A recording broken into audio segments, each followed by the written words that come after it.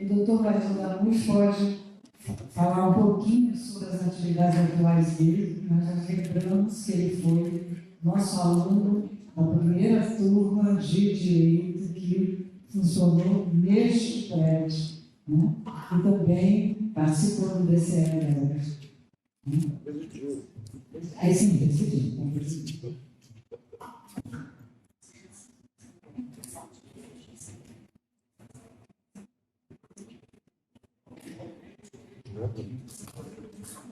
Nós queremos ouvir o dia, ele está batendo a cidade da UERJ e disse que tudo nós ajudasse aqui nos trabalhos, mas a gente quer ouvir ele.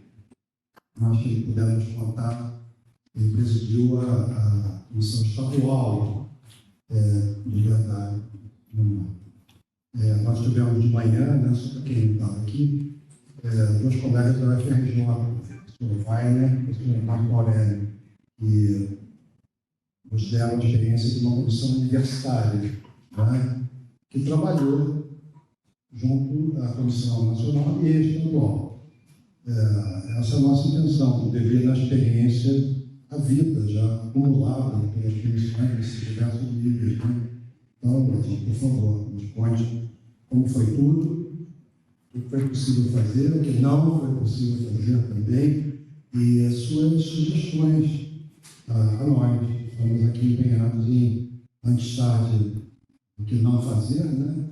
Nossa comissão está sendo criada e funcionante 10 anos, em torno de 10 anos depois daquelas séries de comissões em vários níveis, mas nossa disposição é auspiciosa de fazer uma contribuição inicainária.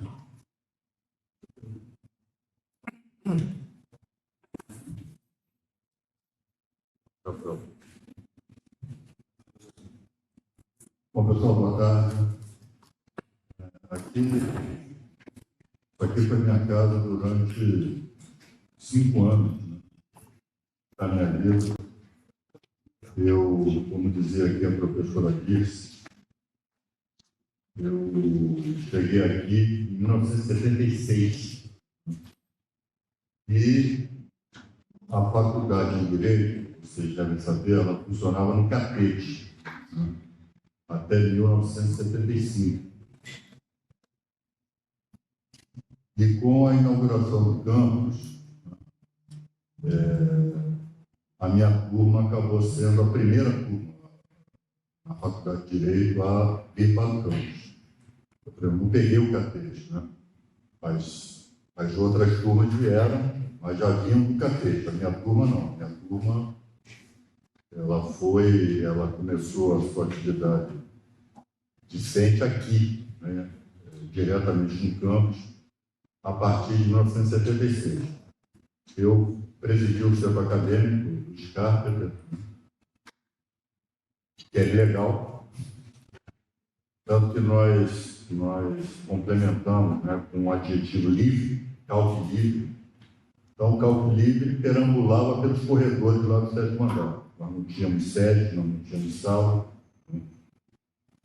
E como essa perspectiva aqui no Brasil, de memória e verdade, naquela época não existia, nós ainda estávamos sob ditadura, né? Então, tudo aquilo que nós fizemos, produzimos, né, fotos, atas, arquivos, eu não sei por onde anda. Eu não sei se algum colega da época levou para casa. Então, é algo que está só, pelo menos em relação a mim, está só na minha memória, né? Que pode falhar, obviamente. Mas foram, assim, eu considero aquele período, aqueles 5 anos, né, um período muito importante na minha vida, né? Porque aqui a gente, nós prezamos, né, alguns valores, tivemos que prezar alguns valores, né, por força daquelas circunstâncias, né? Valores que dizem respeito à democracia, valores que dizem respeito à justiça social, valores que dizem respeito ao ensino público, gratuito. E tudo isso no âmbito, né, do combate à ditadura. A ditadura ainda estava firme e forte, embora já se falasse na época de extensão, né? O ditador do plantão na época era Ernesto Geisel, mas ainda corríamos riscos, né? Nós sabíamos que era monitorado. A minha turma, por exemplo, a primeira turma, não tinha ainda essa questão era a turma de um ano, não tinha essa questão do semestre, né? Como é que era? Seriado. Não era seriado. Então, a nossa sala era chamada Sala Maracanã, que era quase por cento dos alunos, de manhã e outros tantos, né, no turno da noite, né? Eram 2 turnos. E pelos critérios, né, ideológicos da época, eu e outros companheiros lá acompanhando, considerados estudantes profissionais.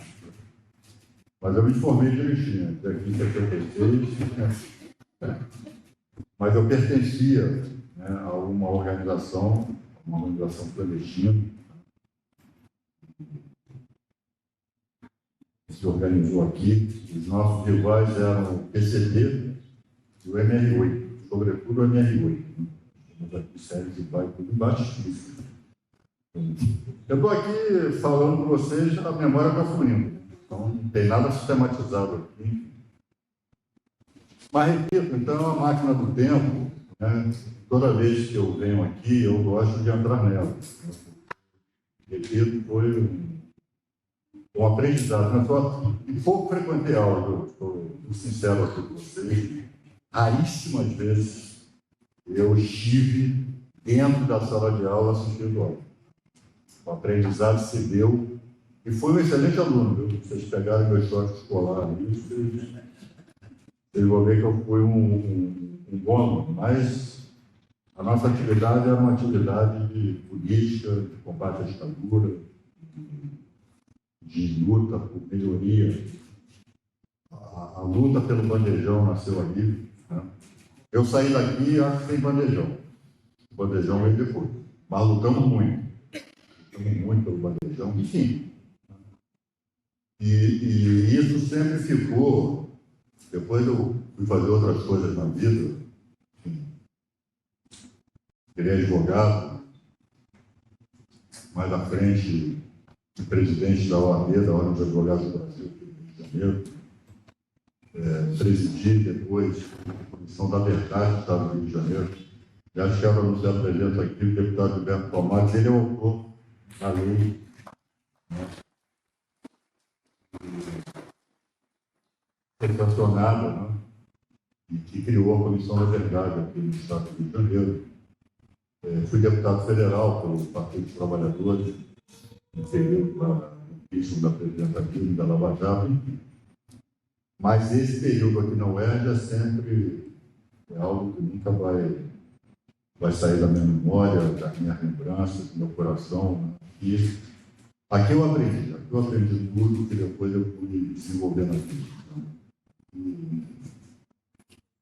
E essa questão da memória e da verdade aqui no Brasil, ela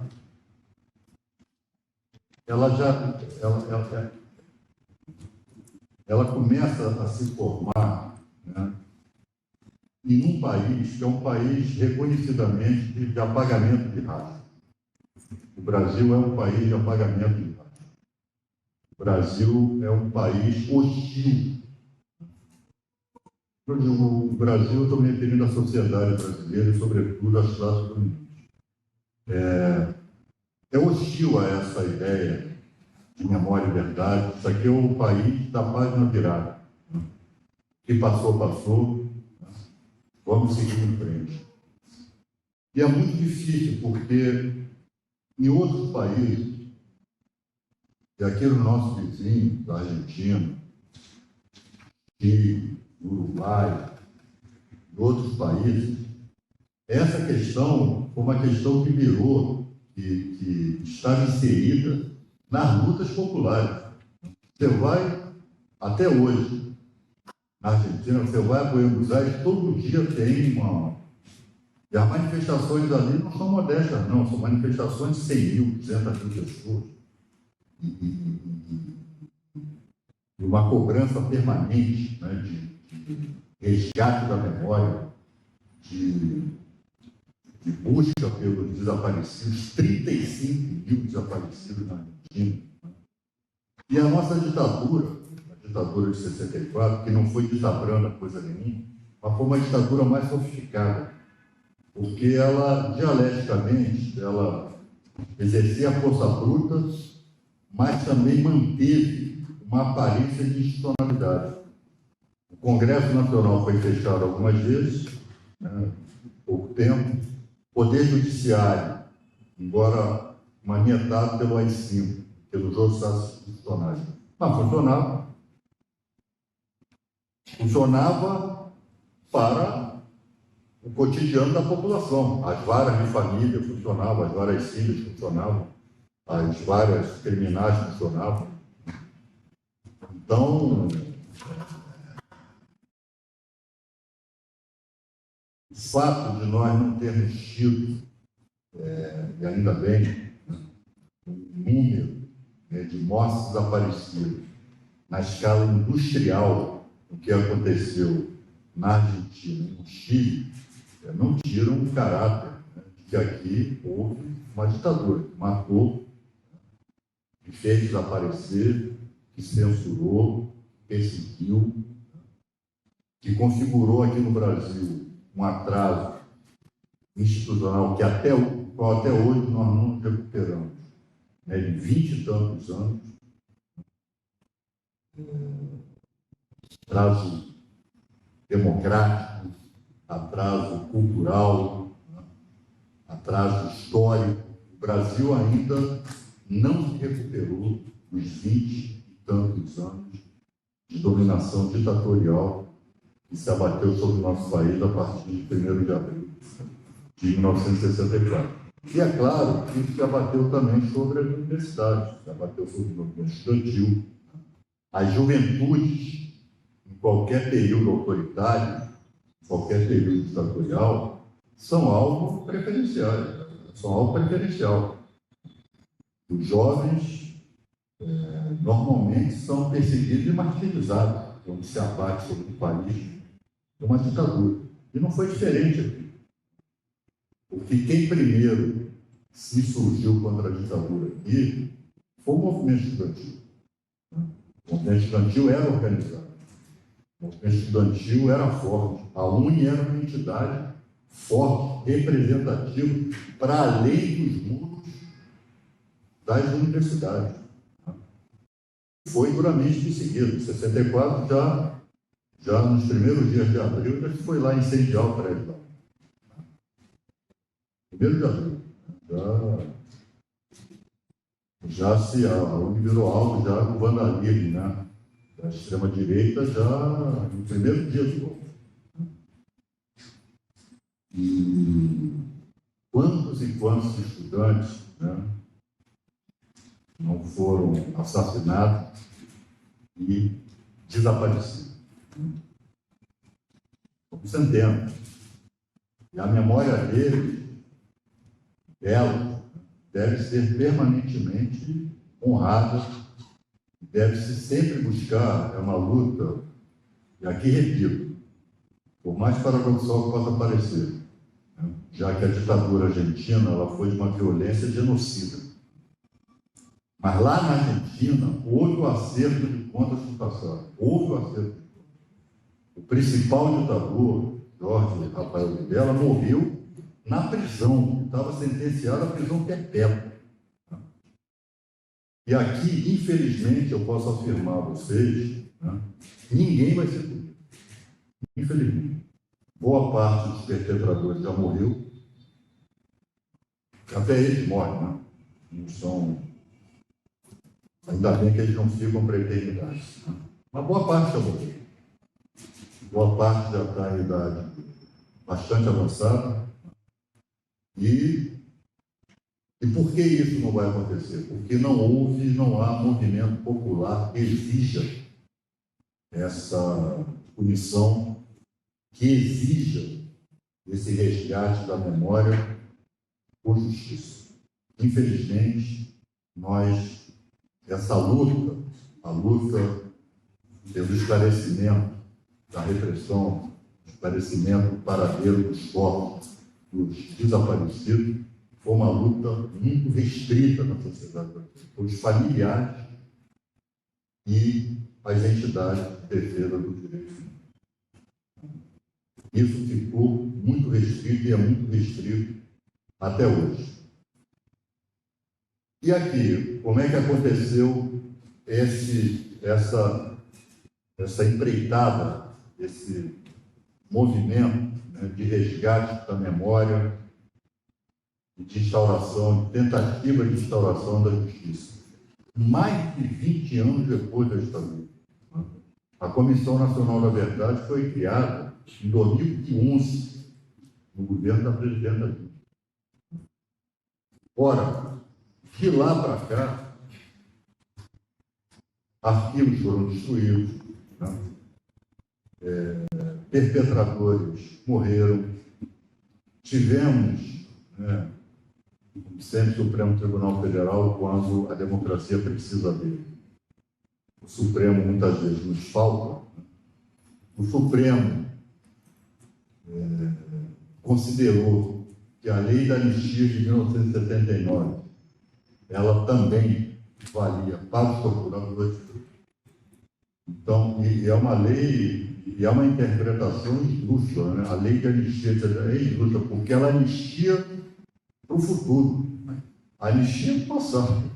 Ela anistia quem ainda ia cometer crime. Por exemplo, foram anistiados os autores da bomba no Rio Centro. Pô, mas o crime só foi cometido 2 anos depois. A bomba no Rio Centro foi em 1981. Lá o show, lá do Rio Centro. 30 de abril de 81. 81.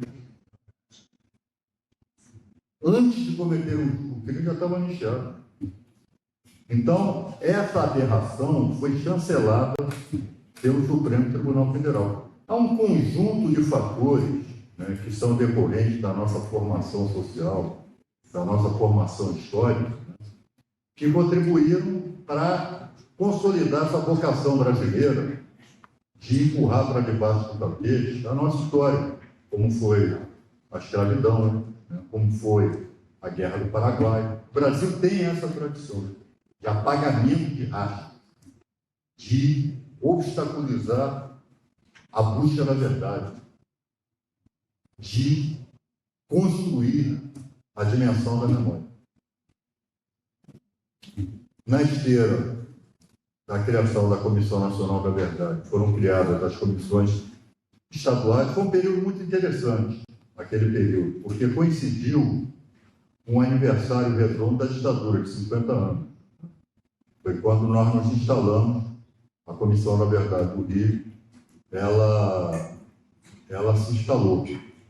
E qual era o escopo da comissão?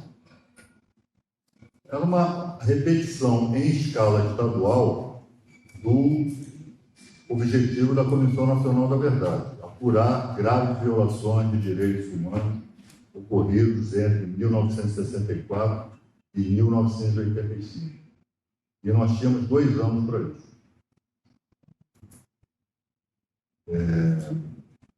A comissão foi presidida por mim, era integrada, né? Era integrada pelo grande defensor de presos políticos, né, na época da ditadura, Modésio da Silveira, Marcelo Cerqueira, a saudosa companheira advogada Eni Moreira, que trabalhou com o Sobral Pinto, doutor Sobral Pinto. Nós tínhamos também um professor, estou aqui exercitando a memória da memória, um professor que era o coordenador do Departamento de Direitos Humanos da PUC, João Ricardo Tornelli, né, professor e coordenador. E E tínhamos também o jornalista Álvaro Caldas, que foi preso político e passou pelo boicote. Autor do livro Tirando o Capuz. Foi editado há uns 3 ou 4 anos atrás. Então, esses eram os componentes da comissão com pouquíssimo apoio estrutural. Nós passamos a trabalhar com editais, né, a partir de determinadas temáticas, e nós estabelecemos como eixo, né, a apuração de casos mais emblemáticos de desaparecimento aqui, como o caso de Rubens Paiva, que nós conseguimos recuperar documentos e testemunhos para... Claro que todo mundo sabia que a versão da ditadura era uma farsa, né? E Rubens Paiva era um homem corpulento. Quando foi preso, ele estava obeso, né? Então que ele teria sido sequestrado por organizações de esquerda, num Fusca. Ele mal caberia ali. E foi levado lá pelos militantes dessa suposta organização, lá para o Alto da Boa Vista. O carro foi interceptado, houve troca de tiros, e ele saiu correndo. Ele não tinha a menor condição de sair correndo, vai em bala, e a partir daí desapareceu. Ele morreu no boicote. Ao que parece, teria sido... Às vezes acontecia isso, eles exageravam na pancadaria e na tortura, embora o objetivo não fosse matar, mas acabava matando. E parece que o Rubens Paiva, o coronel que depois lá, que assistiu a sessão de tortura dele, foi acidente de trabalho. Rompeu o baço, né? Acidente de trabalho ou não, ele foi assassinado e desapareceram com o corpo dele a partir do boicote, lá na rua Barão de Mesquita, né? E o que nós não conseguimos descobrir é onde o corpo dele foi enterrado. Se o corpo dele foi jogado ao mar, o corpo dele foi enterrado na areia da praia, enfim. Mas ficou atestado que ele foi assassinado pela ditadura, foi assassinado por boicote, né? Ele foi preso a partir de duas senhoras, duas militantes, né? Ele ajudou a muita gente a sair do Brasil.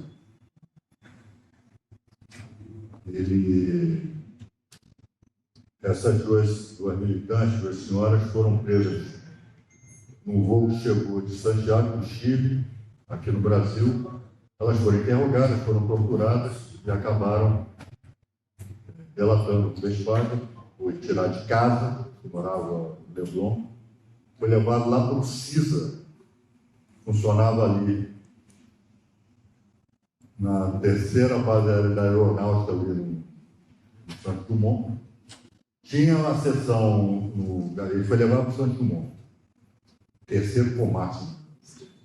Foi torturado lá e o boicote pediu que ele fosse levado para lá. Ele chegou vivo no boicote. E no boicote ele foi assassinado sob tortura, um corpo desaparecido. E essa questão do desaparecimento, essa é outra, uma dimensão dramática, né, na vida de quem fica. Porque o desaparecido é o não morto. O que é o não morto? O morto você vela, o morto você elabora o luto, o morto você homenageia, você sabe onde ele está enterrado, vai lá, deposita flores, chora, enfim, todo o ritual que as civilizações construíram para celebrar o luto, né, são o desaparecido não. O desaparecido, no começo, é sempre a expectativa, quando toca o telefone, quando toca a campainha, que seja aí a família do Rubens Paiva, as filhas, né, Marcelo Petfari, que depois se tornou um grande escritor brasileiro, eles diziam isso para mim. Durante muito tempo, eles tinham a expectativa que a porta ia se abrir e o pai e o marido ia chegar.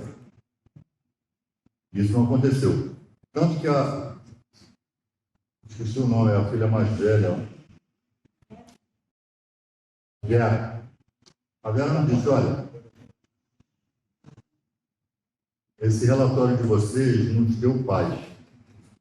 Agora, nós podemos dizer, nosso pai foi assassinado, agora nós vamos construir, embora não saibamos onde está, mas disse, olha, isso nos trouxe paz. Então foram depoimentos, foram dramáticos.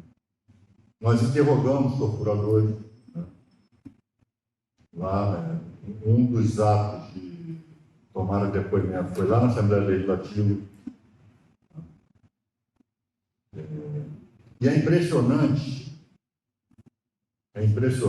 como eles negam só um, e aí também foi outra contribuição que nós demos, no sentido que isso sempre foi negado, sempre negava. Não, eu não participei de tortura, não tinha tortura. Os altos escalões diziam que alguns cometeram excesso, mas jamais aceitaram que a tortura e o desaparecimento foram, naquele período, política de Estado. O Estado brasileiro foi programado para perseguir, torturar, matar e desaparecer. Era política de Estado que começava na sala presidencial do Palácio Planalto. Um desses recebeu dessa universidade o doutor Honoris Causa, que eu quero, por favor, ser convidado no dia que vocês revogarem né? Porque um assassino torturador não pode ser doutor Honoris Causa em lugar nenhum. O senhor Emílio Garracharu Mendes. Então, e o torturador que nós interrogamos lá na Assembleia também, esqueci o nome dele. Participou da tortura dos militantes do PCBR. Não, Manhães não. O Manhães, ele era do CIA, do Centro de Informação do Exército. Ele organizou a Casa da Morte em Petrópolis. Ele foi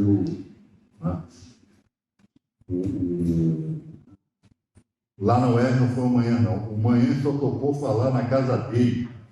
Ficava na Nova Iguaçu Profunda. Sujeito sinistro. E depois ele prestou depoimento na Comissão Nacional da Verdade, lá onde foi? No auditório do Arquivo Nacional? No auditório do Arquivo Nacional. Mas não foi amanhã, não, esqueci. Ele torturou o Cid Benjamin, foi? Não, ele era bombeiro. O nosso heróico corpo de bombeiros, infelizmente, emprestou soldados que aprenderam a torturar e a matar. E ele confessou que torturou. Alguns dos torturados por ele estavam lá no depoimento, como o Cid Benjamin, né, que estava assessorando a Comissão da Verdade naquela época, a nossa comissão. Enfim, nós desenvolvemos, deixei com a professora Alice o relatório da nossa comissão. Obviamente vai ser disponibilizado, caso vocês queiram consultar. E aqui, eu estava recebido recentemente pela reitora Gunnar, estava lá com a professora Alice. Aqui também não fugiu a regra de apagamento de rastro, né? Ao que parece, o Conselho Universitário, as suas atas, algumas desapareceram. E eu acho, particularmente, que a linha aqui deve ser essa, de procurar reconstruir o que aconteceu aqui. Tanto em relação à vítima, né, de estudantes assassinados, outros estudantes assassinados na porta do Pederneste. Mas também, não só a perspectiva, né, das vítimas, mas também dos que colaboraram com a ditadura. Professores, professores. Não vai ser fácil. Porque, pelo menos em termos, presumo eu, ouvindo a professora disse antes de nós começarmos aqui, tem a impressão que muita coisa vai ter sido suprimida e destruída. Então, talvez valha uma pesquisa no arquivo do DOPS. A polícia, quem mais sabe organizar arquivo é a polícia. Né? O DOPS era muito bem organizado desse ponto de vista. Então, no arquivo estadual, o acervo do DOPS está lá. Então, pode ser que se encontre alguma coisa. Agora, vai ter que ter pesquisador para fazer isso. Pesquisador treinado. Né?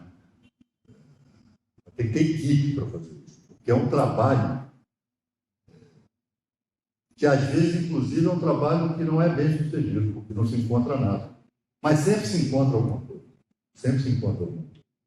O Arquivo Nacional tem muita coisa.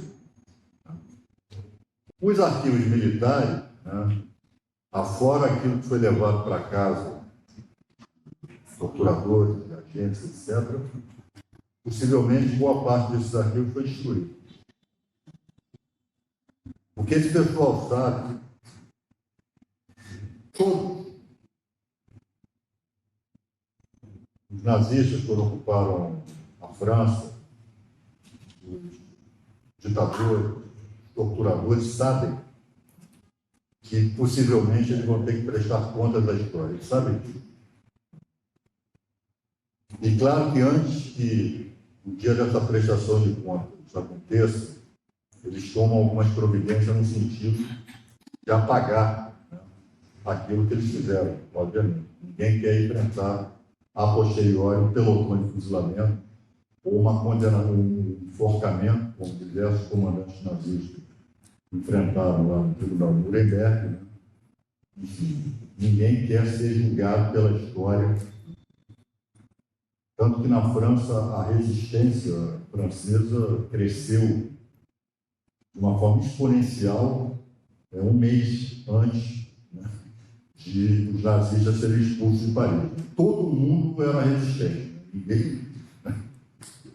Enfim, nós sabemos que a colaboração na França teve um componente muito maior que o general Charles de Gaulle depois tentou vender, né, para a história, dizendo que o povo francês foi um povo resistente. Mentira, não foi. Uma boa parte colaborou. Ou boa parte fingiu que não estava acontecendo nada. A resistência foi um ato de bravura de poucos e poucas. Né? Porque construir memória e verdade, nós temos que enfrentar a verdade como de fato ela foi. Né? O mito do povo resistente é um mito mentiroso. Não foi, não.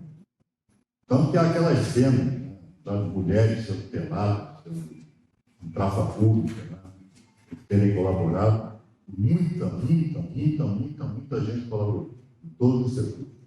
Intelectuais, conhecidos e admirados por nós, colaboraram e se beneficiaram da ocupação da França naqueles trágicos 4 anos. Então, enfrentar memória, né, reconstruir memória, é um ato também muito doloroso. E, enfim, eu acho que aqui não fora essas medidas necessárias, simbólicas, caçar o título de honor de causa, médicos, etc. Mas é um trabalho que vai exigir de vocês muita meticulosidade, né? Porque tenho a impressão que aquilo que vocês querem saber não está mais documentado aqui. Tenho a impressão. Mas acho que vale os arquivos das entidades estudantis, né? As atas que sobraram dos conselhos universitários, Enfim, né? Fazer um apelo a quem ainda está vivo, que tenha vivido o Oeste naquela época, de disponibilizar documentos que, porventura, estejam de posse, né, dessas pessoas. Né? Então, é um trabalho assim, que vai exigir, né, muita persistência, muita paciência, muito método, né? Mas eu espero que dê certo. E eu fico muito contente, né? Ainda com uma certa tardança, a Comissão da Verdade e da Memória da UERJ ter se organizado, e me sinto muito honrado, né, de estar fazendo parte aqui nesse momento de uma reunião de vocês, né, e me coloco à disposição. Hoje eu estou exercendo outras tarefas lá em Brasília, mas sempre que for demandado, eu com muita satisfação, com muito prazer, vou estar à disposição para poder colaborar. Eu já peguei uma época que a ditadura já estava começando a se desgastar, né? Embora ainda forte. É bom lembrar que em 76, né, ainda havia a repressão à guerrilha do Araguaia, né? Então, né, a ditadura ainda estava firme e forte, mas ela já caminhava, já estava muito desgastada e já havia internamente ali um embate ali, Geisel, né, a chamada linha dura, né, do Frota, etc., eles já estavam rachados. Né? Então ela já caminhava para o seu desgaste, já caminhava para o seu inexorável fim. Então eu não peguei a ditadura no seu auge, eu já peguei a ditadura, embora ainda a ditadura, mas já começando, né, o seu declínio. Então, pessoal, eu coloco aqui à disposição de vocês tudo aquilo que eu puder colaborar, puder ajudar. Vocês estão de parabéns, né? Porque, repito, por mais paradoxal que pareça, a nossa luta aqui é mais difícil do que foi na Argentina, no Chile e no Uruguai, pela ausência de movimento popular, pela ausência de movimento de massa, né, que construiu, na marra, a dimensão da memória e da verdade. Aqui nós temos que fazer o que nós estamos fazendo aqui, pequenos grupos, pequenas iniciativas, mas que podem chegar a resultados grandiosos. Tá? Obrigado.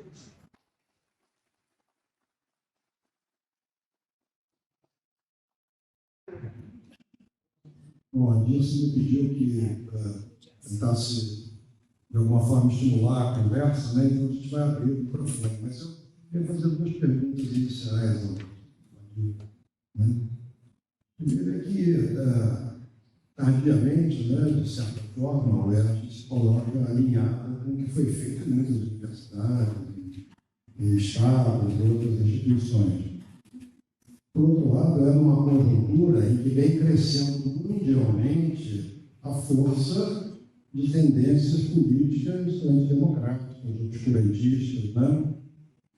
Como um professor nosso deu o título do livro, foi por um triste, que não caímos novamente no terror, que para isso estavam programados, né, os ex-governantes.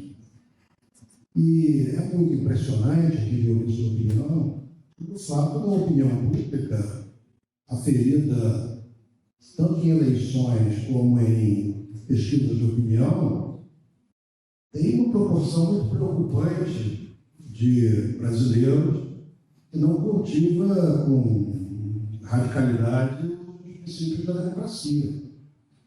Então, como é que nessa conjuntura perigosa e mundial, e inclusive brasileira, porque foi muito triste, como é que uma comissão da verdade pode exercer um papel educativo em termos mais amplos, em geral, né? Essa é uma pergunta que eu te faço, mas é uma experiência que você coordenou e que quais foram os desdobramentos do trabalho da comissão e seguido aos 2 anos para a qual ela foi nomeada, né? Designada. A outra pergunta é a seguinte: chegou a mim a informação de que a Casa da Morte em Petrópolis, um grupo de, talvez, familiares, não sei bem, tinha interesse em que uma universidade, para quem se transformar num memorial, num museu, em alguma coisa que demarcasse que os horrores que lá aconteceram, Mas parece que a UF teria já algum contrato nesse sentido. Ora, a UERJ é a Universidade do Estado do Rio de Janeiro. Petrópolis é um município do Estado do Rio de Janeiro. Então, que tratativas poderiam ser feitas? Você, como ex-presidente da OAB, pode nos, talvez, orientar. Que tratativas poderiam ser feitas em que nível, para que, eventualmente, se a comissão assim comportasse, essa notícia chegou a mim há dias, isso não foi tratado, a comissão nossa está se instalando, a presidência da Prefeitura disso. Se for o caso, a UERJ não poderia, de alguma forma, ter um projeto de tomar conta da Casa da Morte de Petrópolis? A gente abre. Olha, em relação, professor, primeiro questionamento, as comissões, na verdade, puderam muito pouco. Na questão dos... Porque sempre houve a negativa, como há até hoje, de que, e eu estou me referindo não somente aos setores de extremo-direita, estou me referindo às próprias Forças Armadas e particularmente ao Exército. Eles sempre negaram. Negam, né? Para eles, até para eles sabem, estou mentindo, mas a versão oficial é: houve excesso. Houve excesso. Alguns dos nossos perderam a cabeça e fizeram o que não podiam. É o máximo onde eles chegam. Jamais pediram desculpas. Pra ter uma ideia, mas uma das tarefas da comissão estavam previstas de lei era fazer diligências, visitas a locais onde os direitos humanos foram de graves violações. E, obviamente, muitos locais nós tentamos visitar, foi dois códigos, lá na Barão de Justiça, e a Polícia do Exército. Quando nós tentamos a primeira vez, no nosso governo da presidenta Dilma, ministro da Defesa, ministro Celso Amorim. Quando nós tentamos a primeira vez, não nos deixaram entrar, dizendo que tem que ser autorizado pelo Comando Militar Leste. Está lá não, na Central do Brasil. Vamos para lá. Marcamos, toda a comissão, fomos recebidos por diversos oficiais, fizeram um corredor polonês, muito educado. Seja um cafezinho, gelado, todos perfilados, nós entramos, batemos continência. Nós queremos visitar a Barão de Mesquita. Está acima da minha autoridade. Está acima da minha autoridade. Eu não tenho como autorizar isso. Eu vou ter que... Bom, então nós vamos procurar o ministro Celso Amorim. Não, o senhor está equivocado. Eu falei de... Desculpa, de sacanagem. Falei para provocar, porque eu sabia qual era a resposta. Não, vamos procurar o ministro Celso Amorim, que era o ministro da Defesa. Não. Eu tenho que procurar o comandante do Exército. Isso é um assunto militar. O ministro Celso Amorim não tem nada a ver com isso, ele é civil. Então, inclusive, para vocês verem como é que eles encaram essa conquista, né, da democracia, de como que foram extintos os ministérios, né? Os antigos ministérios do Exército eram da Marinha, transformados em comando, e o ministro da Defesa no civil. Como eles encaram isso? Isso é paisano, isso é civil, assunto nosso, eles não se lembram. Inclusive, eu dei uma declaração forte, né? O ministro Celso Amorim é meu amigo pessoal, meu eleitor, ficou magoado comigo, porque eu publicamente, né? O ministro não manda uma pita. em questão militar, mas foi ele que possibilitou que depois nós fôssemos e fomos visitar o leitor. Foram alguns deputados, a deputada Luísa Longino apareceu lá, Ivan Valente, né? Talvez o Randolfo Rodrigues, e obviamente apareceu para provocar Jair Bolsonaro. Chamei o comandante, que é um coronel, falei, olha só, se esse sujeito, vocês permitirem que ele acompanhe a comitiva, nós não vamos entrar, e eu vou denunciar internacionalmente que vocês continuam praticando as mesmas coisas que vocês praticaram aqui dentro. Não, pode deixar que eles cuidam dele. Esse sujeito que fala ali, criticou o Bolsonaro, ele tem uma foto, se vocês quiserem pesquisar na internet, eu estou segurando o braço do Bolsonaro, que estava dando um murro na cara do Randolfo Rodrigues. E eu estou segurando ele aqui, ali na porta. Ele foi lá para provocar. O Álvaro Caldas era uma pessoa importante nessa visita, porque ele passou, foi torturado. Aí entramos, aí o Álvaro disse, é para cá. Aí o coronel falou, não é para cá. Você vê até esse detalhe. Porque quem passou pela masmorra sabe exatamente qual é o lugar da masmorra. Isso não sai da memória. O coronel querendo dizer que era para lá e o Álvaro Caldas dizendo que era para cá, e acabou prevalecendo que o Álvaro Caldas. Mas antes da visita propriamente dita, o coronel fez questão de nos levar a um auditório. E começou a discorrer sobre a história do prédio. Então, esse prédio foi construído na década, sei lá, de 20, era isso, depois foi aquilo, e foi nominando as décadas.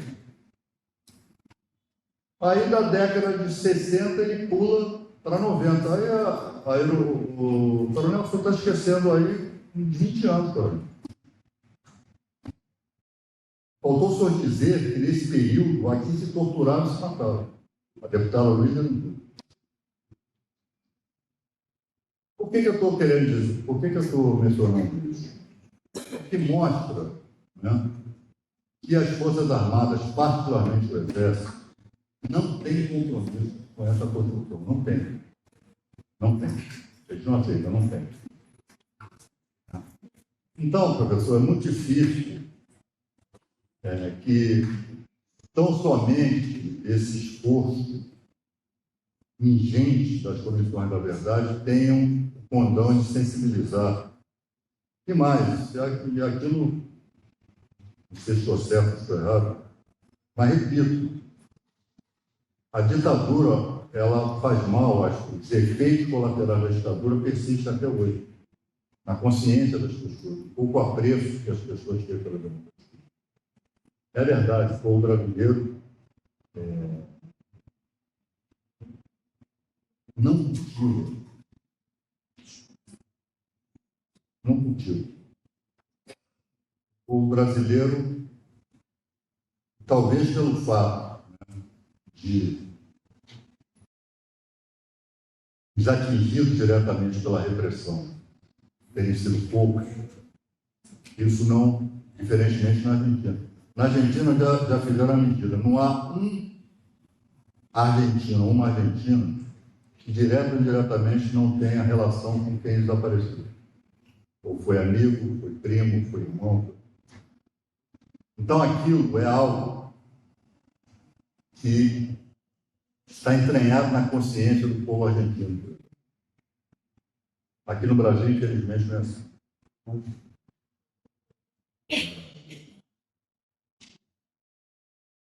E a outra questão... Casa da Morte, o Erdo. Casa da Morte, olha só. Eu tive com o ministro Silvio Almeida, algumas 2 semanas atrás, ele me falou. Agora está me parecendo que é algo do governo federal. Eu acho que cabe aqui ao Erdo, oficialmente, a reitora do NAR, procurar o ministro Silvio Almeida e... Eu acho absolutamente pertinente. Acho absolutamente pertinente. E vai se entrar pela primeira vez na Casa da Morte. Ela está sendo desapropriada, não vai virar memorial. E nunca é bom esquecer, hoje se sabe da causa da morte, graças a uma mulher extraordinária, que se chamou Inês Etienne Rubim. Ela foi a única sobrevivente da causa da morte. Passou barbaridade, sofreu, foi estuprada por todos os agentes, foi barbaramente torturada. E, graças a ela, o depoimento que ela prestou na Ordem dos Advogados do Brasil, o Conselho Federal funcionava aqui no Rio de Janeiro, naquela época, ao presidente Eduardo Seabra Fagundes, e não foi à toa que logo depois a ele foi remetida aquela carta-bomba que matou a dona Lida Monteiro, que era sua secretária. Eu considero, por esse motivo, o presidente Eduardo Seabra Fagundes, que posteriormente eu tive a honra de se tornar meu amigo, o maior presidente do OAB. Então, também é alguém, né, que deve ser sempre lembrado e reverenciado. Eduardo Seabra Fagundes.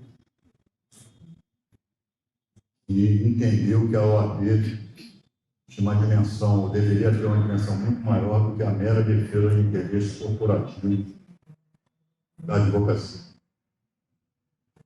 Então, são essas questões que condicionam, infelizmente, condicionam negativamente a que nós alcancemos um resultado mais efetivo. Revelar a verdade que ela foi, porque uma das dimensões da extrema-direita hoje é a tentativa de recontar a história. Então, você viu o Bolsonaro falar, porque aquele teve ditadura, que ele teve cultura, não sei o que, não sei o que, não sei o que. E isso, inacreditavelmente, conta com muitos adeptos. E essa ideia de que as Forças Armadas são sinônimo de ordem, isso está na cabeça de muita gente. Não, 64 era a subversão, era não virar a República Anarco-Sindicalista, então foi necessário que os militares interviessem para que isso não acontecesse. E da mesma maneira que depois resultou no 8 de janeiro, guardadas algumas sutilezas, é a mesma coisa. A ordem está ameaçada e precisamos das Forças Armadas para impor ordem no país. Infelizmente, isso está entranhado nas consciências de muita gente aqui no Brasil. Não só no Brasil, né? É um fenômeno só brasileiro. É um fenômeno hoje mundial.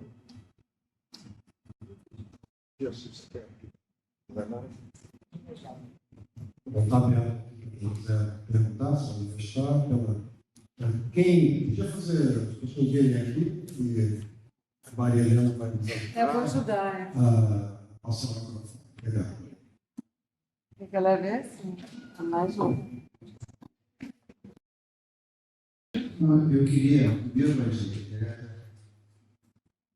corporativo, sindicalista, talvez lembrar que uma pessoa que ajudou na construção da verdade que todo dia foi o sindicalista geral, que eu acho que ele fez parte. E fazia parte. Fazia parte. Eu tenho coisa na hora.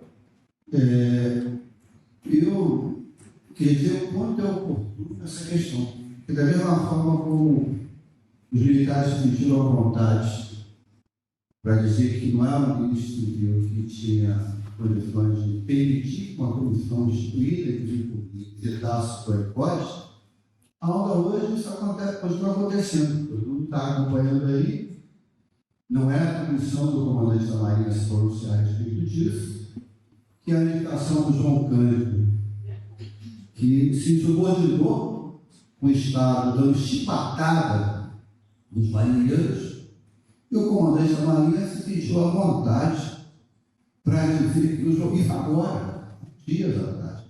Como é que isso revela a importância de que iniciativas como essa da UERJ, mesmo com toda a dificuldade, mesmo com todas as limitações, continuam por lutar para recuperar a memória, principalmente, da memória verdadeira do povo brasileiro, é importante. Eu me permitiria que, bem sugerir, como também me considero da UERJ, tem uma série de figuras importantes, seguramente o pessoal está trabalhando. Eu estava lembrando aqui que o médico Luiz Tenório, que foi perseguido pelo AI-5, foi ligado à UERJ, né, como aluno e como professor. Talvez seja um testemunho importante. E a outra coisa é que tenho que lembrar, óbvio, o escopo dessa comissão manhã que aconteceu dentro do público da UERJ, mas lembrar que se a gente procurar, num raio de 2,5 km aqui a partir da UERJ, nós vamos encontrar um conjunto de questões que estão para ser refugiadas, vasculhadas e recuperadas. A gente fala de 79, eu lembro que o pessoal recentemente fez levantamento, uma das greves que explodiram em 79 com Lula, e tem uma greve que ninguém lembra, e que aconteceu a 2 quilômetros aqui, que aqui é uma região que tinha muitas fábricas, que a Souza Cruz, ali na usina, teve uma greve em 79, não tem registro absolutamente nenhum. Mas não era o atributo direto, mas isso também é um pouco para ajudar a recuperar. A história da UERJ, a ligação com a favela do Chile, lembrar que o movimento estudantil foi o primeiro que se coordenou contra a ditadura, puxando todo mundo, mas que a região de Mica Favela. Eu lembro que a FAFEG, a Federação de Favela do Guanabara, o Chile foi preso logo em 68, militava aqui pertinho do Estácio Vicente Mariano, que era o presidente da FAFEG. Então, acho que as próprias pistas abertas pela Comissão Nacional da Verdade, pela Comissão Estadual da Verdade, tem limitações de lado, mas tem pistas abertas também que podem contribuir. Então, eu fazer essa lembrança do Geraldo Cândido, lembrar que tem figuras, né, como o Luiz Tenório, que podem contribuir e fazer esse registro atual, né, que a gente sim, é importante que a universidade, todas as universidades são importantes, que a universidade, que é vocacionada para pensar o Estado do Rio de Janeiro, tome essa iniciativa. Eu repito aqui, a partir das pistas criadas pela Comissão Nacional, pela Comissão Local, que foi presidente do partido, eu acho que muita coisa, com todas as dificuldades, a bem da democracia, a bem do Estado do Rio de Janeiro, a bem do Brasil, a bem da liberdade, pode vir como contribuição. Né? Dizer que nós, lá no Conselho Regional dos Técnicos, estamos à disposição para contribuir. Lembrando que eu fiz a Comissão Estadual da Verdade aqui no Rio, foi a primeira no Brasil instituída por lei. Então, tudo você tem dado, né? Eu lembro que na época a gente teve cuidado de chamar um deputado do PDT, grande combatente, que foi o deputado Paulo Ramos, um deputado do PSCB, na época, que foi o deputado Luiz Paulo, uma deputada do PMDB, que foi a deputada Graça Marques, que a gente temia que se não fizesse uma coisa mais ampla, com a correlação de forças. Hoje é muito pior, mas mesmo na época a Comissão da Verdade pudesse não ser aprovada e transformada em lei aqui no Rio de Janeiro. Bom, primeiro eu vou parabenizar o ERCS pela iniciativa, o Padir, com os deputados juntos. Eu acho muito importante esse debate, mas eu acho que nós não podemos ficar só no retrovisor. E para a gente andar, nós precisamos do retrovisor, mas o para-brisa é muito importante.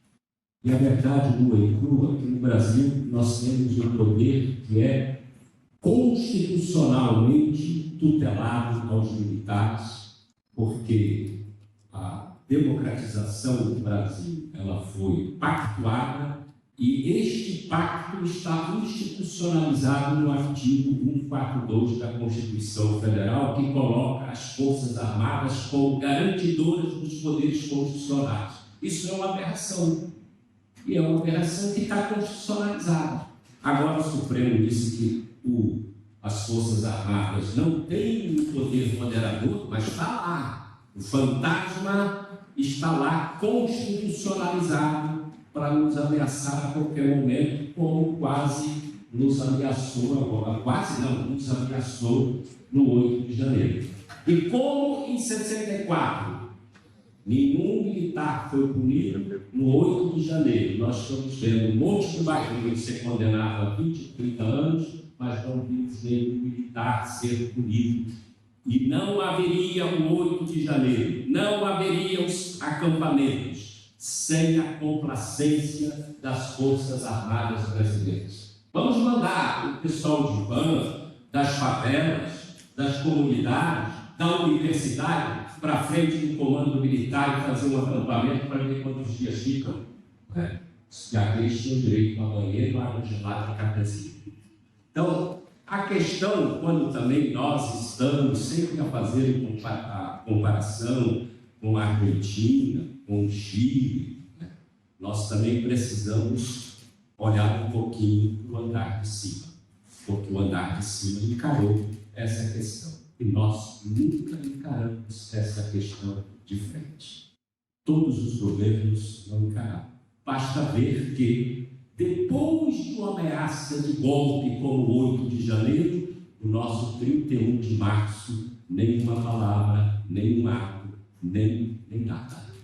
Então, meus amigos, quando você reconhece na corporação que ela está sempre a tutelar o poder civil, e essa tutela está constitucionalizada na nossa Constituição, e a gente não encontra forças para modificar isso, nós estamos dizendo para ele que a gente esperou um pouquinho, não concordamos com o que aconteceu, mas nós estamos expressando, estamos aceitando essa tutela do poder militar ao poder civil.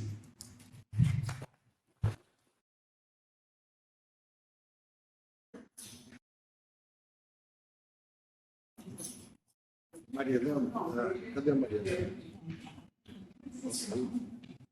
Luiz Sérgio. Luiz Sérgio, você foi prefeito de Angra dos E Reis. prefeito de Angra e fui deputado federal. Obrigada, Luciana. Bom, muito obrigada a vocês, obrigada aqui por todas as contribuições. Eu sou professora Beatriz da História aqui da UERJ e fazendo parte da comissão, eu queria fazer uma pergunta e colocar, enfim, algumas coisas.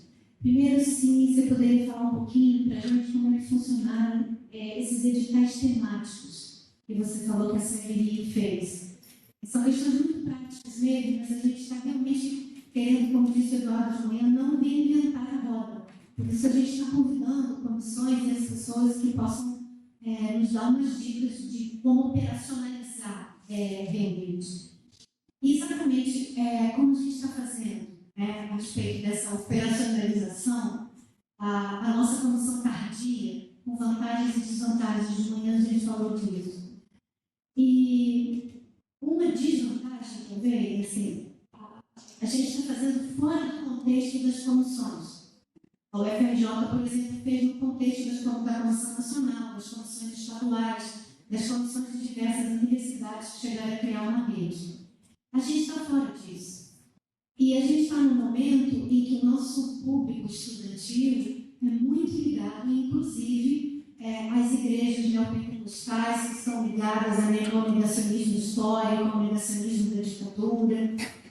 Então, me parece assim, não é apenas mais difícil no Brasil do que em outros países, porque a gente não tem um movimento de massas, mas a gente agora talvez esteja num momento, não sei se é mais difícil, né? Mas como é que vocês veem isso? Por exemplo, a gente tem um trabalho de Renan Quinagra e do Edson Pérez, que mostra como a Comissão Nacional da Verdade impulsionou, de certa maneira, o bolsonarismo, o que incomodou, por esses motivos que você nos apresentou, a respeito das Forças Armadas, dessa tutela. Será que vai ser mais difícil para a UERJ por conta disso? O que a gente tem que fazer com esse nosso público estudantil nesse sentido, em termos de conscientização, para mobilizar os centros, os alunos? Como é que vocês veem isso? E, por fim, uma coisa que a gente tem feito como historiador, enxergando essa dificuldade do país, país, da nossa cultura, com a memória, e com essa coisa de poucos terem sido atingidos diretamente, é trazer para o cotidiano das pessoas o que foi esse período da ditadura. A ditadura não apenas como um projeto político, mas como um projeto de nação. Então, foi um projeto econômico, foi um projeto cultural, foi um projeto social. E aí, inclusive, sobre como é que foi, né? Como é que se atingiu o trabalho, como é que se atingiu o salário mínimo, porque isso também fez parte da ditadura, embora essas pessoas não tenham sido diretamente perseguidas politicamente. Mas se a gente entende que a ditadura é um projeto de nação, né? Preocupado com o desenvolvimento capitalista, ferro e fogo, em moldes muito oligopolistas, talvez a gente consiga perceber que teve um número de atingidos muito maior. Recentemente, eu estava ouvindo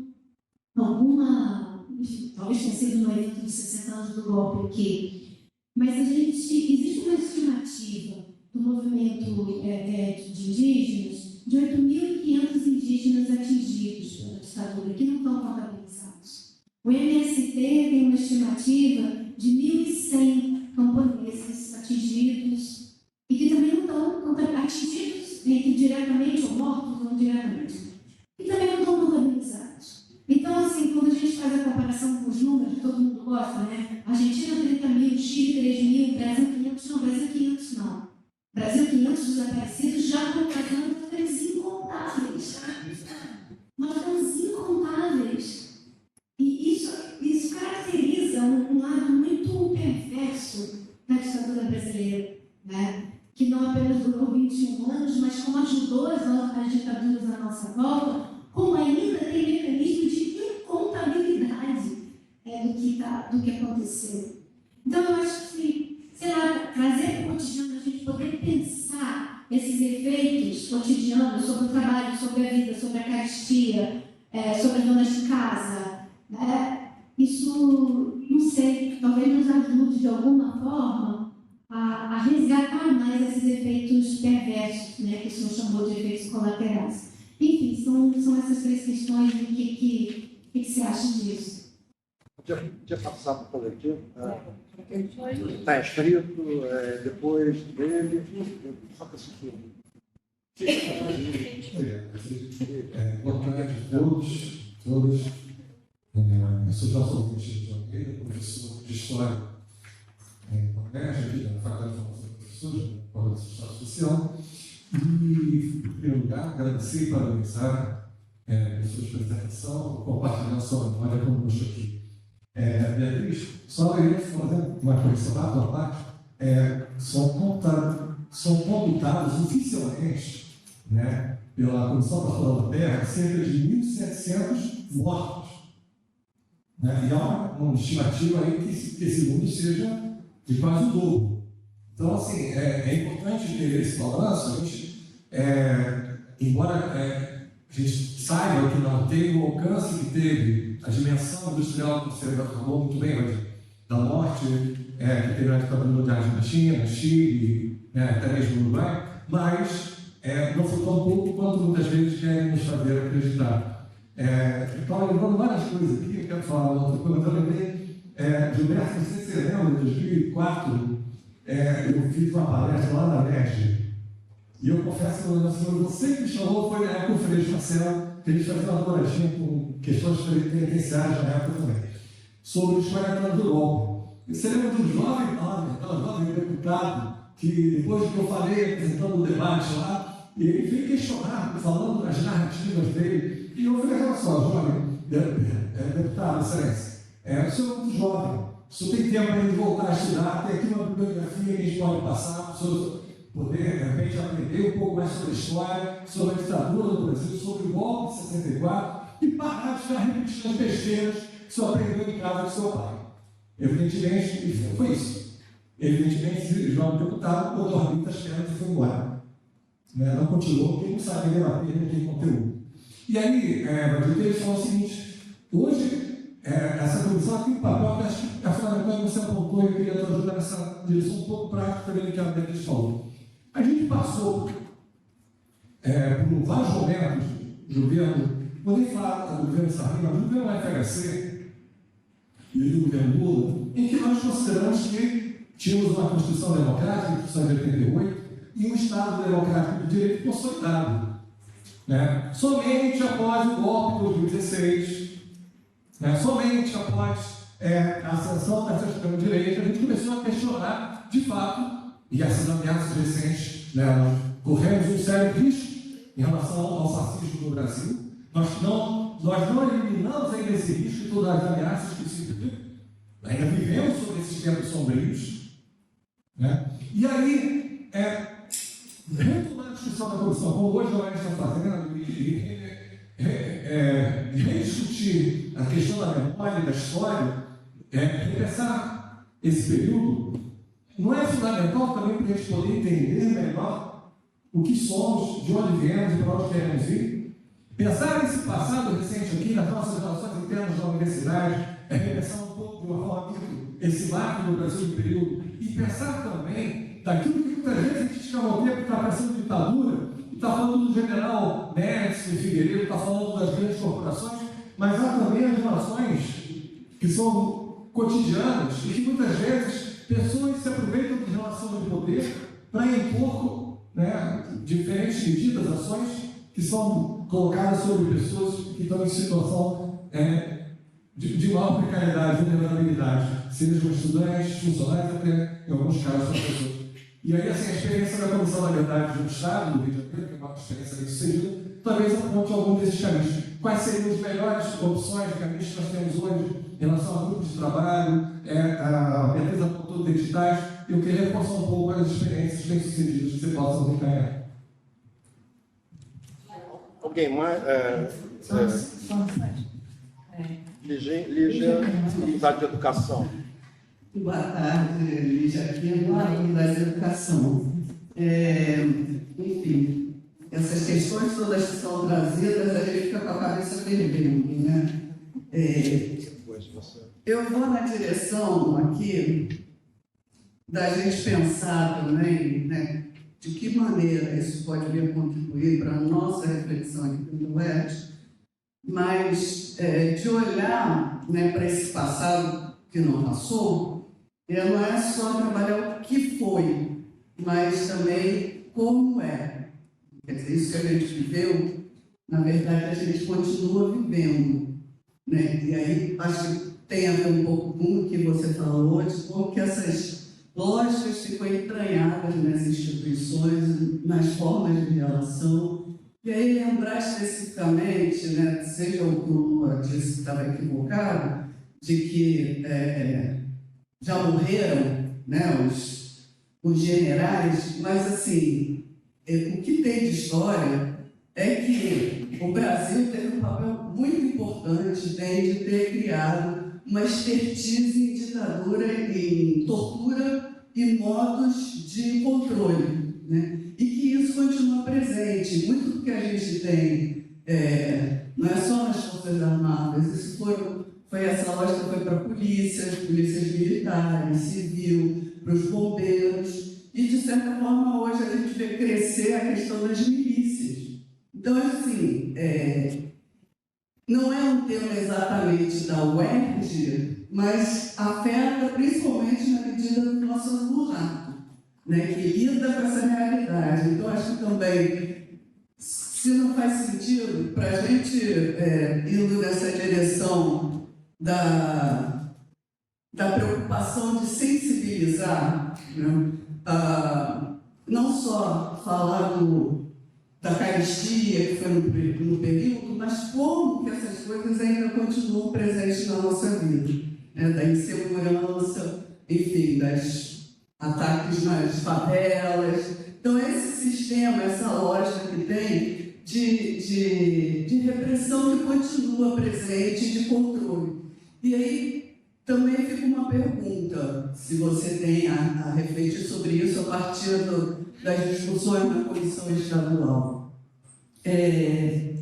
Se não caberia também a gente aqui dentro da universidade não só ver esses mecanismos, mas o que diz respeito aos processos curriculares, né? Então, assim, como que talvez valha a pena estar olhando para os nossos cursos e vendo em que medida ele, de fato, ainda reproduz lógicas dessa ordem e quanto que ele pode servir como espaço de formação também, né? De dar conhecimento, já que a gente tem um povo com uma cultura política, a nossa cultura política é profundamente frágil, qual seria o papel da universidade? E se na comissão da estadual isso de alguma forma apareceu, porque as comissões tiveram esse papel de sugerir, né, ações. Então, acho que é isso. E aí agora eu já tinha falado com o Adir, mas eu vou falar aqui publicamente. Quando ele estava à frente da Comissão Estadual da Unidade, nós tivemos aqui, e isso foi uma ação diferenciada, acho que em termos das comissões, nós tivemos, aconteceu aqui na UERJ, uma audiência pública, onde o Adir veio representando a comissão, né, e presidia, que foi com uma audiência pública com familiares, né, de mortos e desaparecidos, então tinham filhos e netos, e foi quando se constituiu. Ele publicamente ouviu os depoimentos que tivemos aqui, como representante do Estado, ele fez o papel de pedir desculpa, né? Eu acho que isso é uma coisa importante para a gente pensar também na nossa comissão. E foi a partir daí que esse grupo de filhos e netos se constituiu no Brasil. Ó, eu faço parte, a Beatriz faz parte, né? Começou aqui no estado do Rio e se alastrou para o Brasil inteiro. Então, também agradecer mais uma vez o Adir nessa ação e lembrar que não são só os diretamente atingidos, né? A gente fica também indiretamente. Pai da Anjinha foi um professor de história muito... Foi tudo bem? Tudo. Foi com ele que eu aprendi essas questões, inclusive, sobre a expertise do Brasil. O Brasil, o Exército Brasileiro contribuiu muito na formação de torturadores e desenvolvimento de tecnologia de tortura para a América Latina. A Escola das Américas teve um papel fundamental, era uma entidade criada através dos Estados Unidos, né? E tinha esse papel de formação de torturadores e sistemas de segurança, né? Obrigado, Virginia. A Dirce mencionou uma questão de tempo aqui, né? A gente está se encaminhando no final. Então, o Adir ele vai se pronunciar sobre o que ouviu, esses 3 últimos 4 depoimentos e propostas e tentar fazer também sugestões na comissão que nossa indústria preside aqui.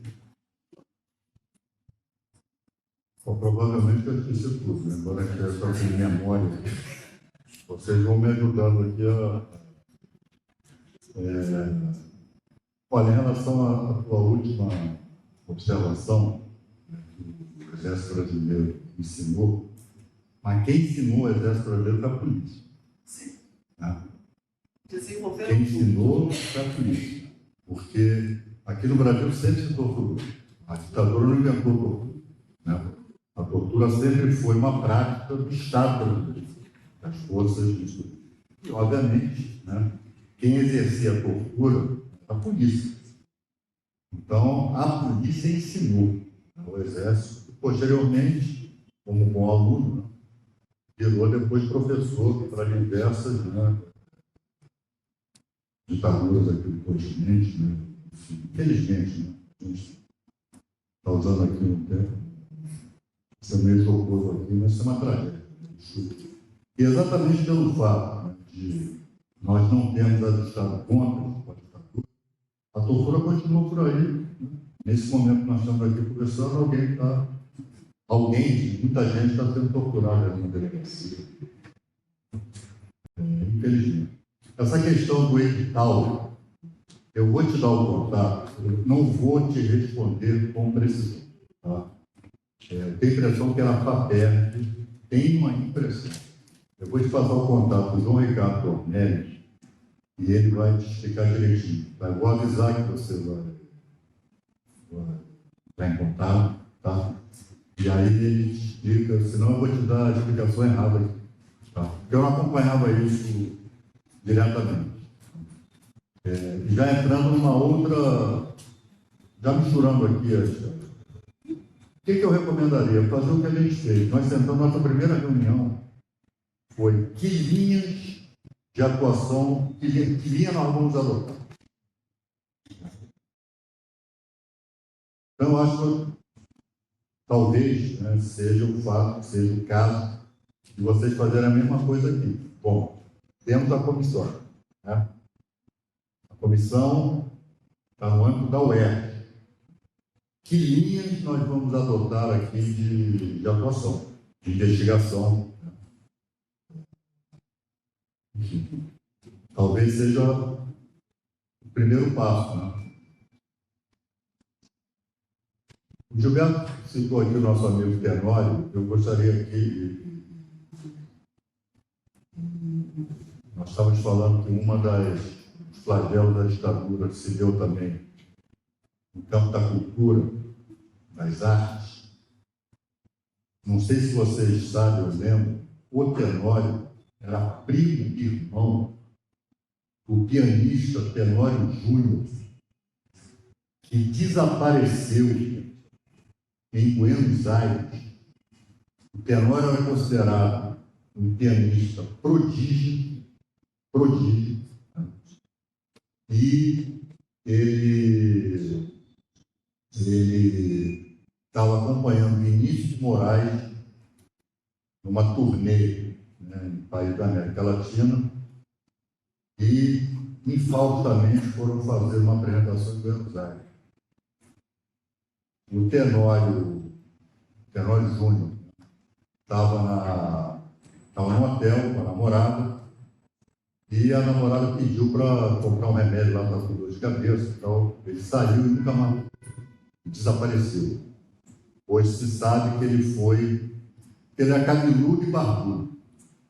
E na Argentina isso era prova de ser cabeludo e barbudo naquele momento, que era comunista, ateu, etc, etc. Eles tinham lá uma organização, a ditadura, eu esqueci o nome. Eles estavam passando de carro naquele momento e viram um Tenório numa banca de jornal. Aquele ali e tal, levaram para a ESMA, escola da mecânica lá, milhares. Eles apareceram, entraram em contato com a embaixada brasileira, e obviamente a embaixada brasileira, embaixador, obviamente, era alinhado com a ditadura, né? Pediram informações e falou: esse cara nós não temos informações sobre ele. Provavelmente, como é artista, né, deve ser maconheiro, deve ter pendores comunistas. Agora, olha lá o que vocês vão fazer, porque isso vai atingir a gente aqui. O cara chegou, meteu uma bala, ele estava encapuzado, meteu uma bala na cabeça dele, mataram, para que ele já estava na época, né? Embora encapuzado, se ele sair de lá, ele ia contar o que aconteceu. Então mataram um artista brasileiro de primeira plana. E eu vou recomendar a vocês, eu soube disso por acaso, essa semana, na televisão, tem uma animação do mais alto nível técnico e de conteúdo, chamado Atiraram no Comunista. É um jornalista norte-americano. Graças a ele, se chegou à conclusão de que o Tenório foi morto lá na escola da mecânica da Marinha, lá em Buenos Aires. Recomendo que vocês assistam. Então, desenho, não é desenho animado. Desenho animado remete a outra coisa, remete a Pato Donald. É uma animação do mais alto nível técnico. Então, tem as vozes. Então, ele entrevistou artistas brasileiros, Chico Buarque, Caetano Veloso, Gilberto Gil, João Gilberto. Então, as vozes aparecem com os respectivos desenhos, né, que são perfeitos. Né? Então, além do conteúdo, né, tem essa parte técnica extraordinária. Eu recomendo a você, Atiraram no Pianista. Procura aí Tem, né? É uma coisa extraordinária, eu recomendo que vocês assistam. O Tenório aparece em desenho, né? O Tenório fez o parto da filha, o último filho da última filha do primo, ele é um primo irmão. O pai já desapareceu, porque a mulher estava grávida e deu à luz com o pai desaparecido. E ela pediu que o Tenório fizesse o parto. E recomendo. Né? E numa das partes, alguém dá esse depoimento. Né? Um músico que diz: a ditadura atrasou o projeto musical brasileiro, talvez não tenha uma recuperação. O Tenório, na visão dele, seria hoje considerado um fim da nossa música. E a nossa música iria por um caminho revolucionário que não pôde ter sido alcançado porque ele foi assassinado. Então, eu recomendo a vocês que assistam. Ó, eu acho que todo curso devia ter História do Brasil. Todo curso. No primeiro grau, no segundo grau, na universidade, vocês, professores de História, estarem dando aula. História do Brasil. Então, é isso. Não pode ser que nem um coronel lá do boicote, da década de 60. Né? Então, História do Brasil. História do Brasil. Contar quem foi Carlos Marighella, contar quem foi Carlos Lamarca, contar quem foi Stuart Angel, quem foi Rubens Spider, né? Contar que aqui se matou, se torturou, se desapareceu. Né? Contar. Eu acho que essa é uma luta. E é uma medida simples, uma mera reforma política. Quando eu digo simples, simples na forma. Incluir a história do Brasil nos currículos. Politicamente difícil, mas pode ser um luto. Já que a gente está falando aqui de juventude, né, de jovens que aderiram a esse tipo de ideário diferente da juventude da minha época. Adesão para outro tipo de projeto. Isso. E acho que ensinar a história do Brasil, contar a história do Brasil, pode contribuir muito para o enfrentamento, né, e tal. Em relação a essa questão de se matou pouco, matou muito, efeitos colaterais, etc., é bom lembrar o seguinte: a ditadura ela começou perseguindo os trabalhadores. Né? Movimento camponês, sindicalistas urbanos, também. Quando é que a ditadura ela começa a perder, digamos, entre a prestígio na sociedade? Quando os filhos da classe média começaram a morrer e a desaparecer. Porque esses eram os nossos guerrilheiros, os estudantes que aderiram à luta armada. Pais e mães começaram, o mais emblemático, Nelson Rodrigues, que eu particularmente, embora tenha sido um autor de direito, eu considero um autor genial, eu gosto muito de Nelson Rodrigues. Frasista extraordinário, de vez em quando eu estou citando a história dele. O Nelson tinha um filho, Nelson Rodrigues Filho, que era do MR8, foi barbaramente torturado. O Nelson era um apoiador da ditadura. E deixou de ser quando o filho passou a ser torturado, perseguido pela ditadura. Então, essa história da repressão também precisa... Porque, normalmente, os autores de livros sobre o período são autores de classe média, depois se tornaram intelectuais, que contam as suas desventuras na cultura, aqueles que sobreviveram. A história da repressão sobre os índios, sobre o movimento sindical, sobre os camponeses, está por ser contada. Você não encontra na bibliografia. Estou aqui com dois historiadores que podem ou me desmentir ou confirmar o que eu estou dizendo, mas eu não encontro na história, são raríssimos os trabalhos que contam, né, a história da repressão. A ditadura começou matando já em 64, não foi depois de AI-5. já em 64. Né? Desmantelaram o movimento camponês, desmantelaram o movimento sindical, não só na base da legislação repressiva, mas na base da porrada, da perseguição, da tortura. Então, essa história precisa ser também, né, contada. Porque é uma história que não dá filme, né? Guerrilha dá filme. Guerrilha dá filme.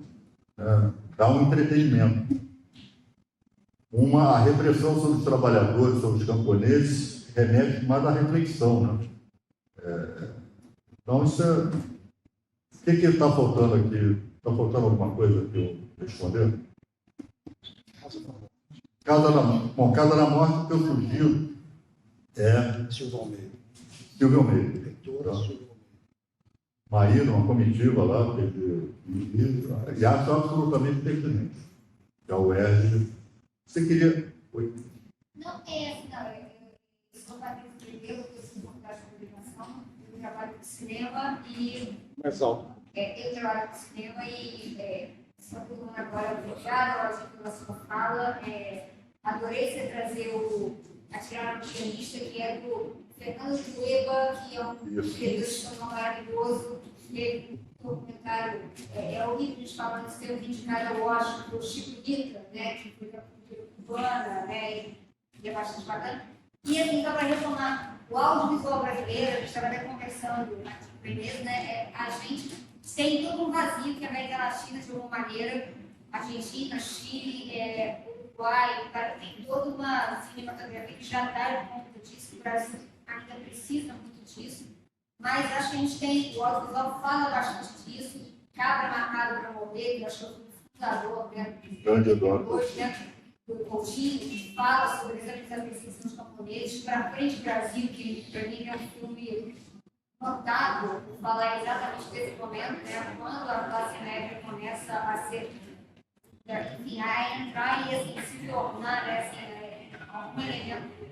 Acho que tem uma coisa no audiovisual brasileiro que ainda a gente precisa, tem muito a fazer, os arquivos, né, assim, os arquivos nacionais começam a ser abertos agora, tem muita coisa para fazer, mas eu acho que vale a pena, assim, retomar e assim, colocar em diálogo, e é um lugar, assim, privilegiado para a gente perguntar essa história.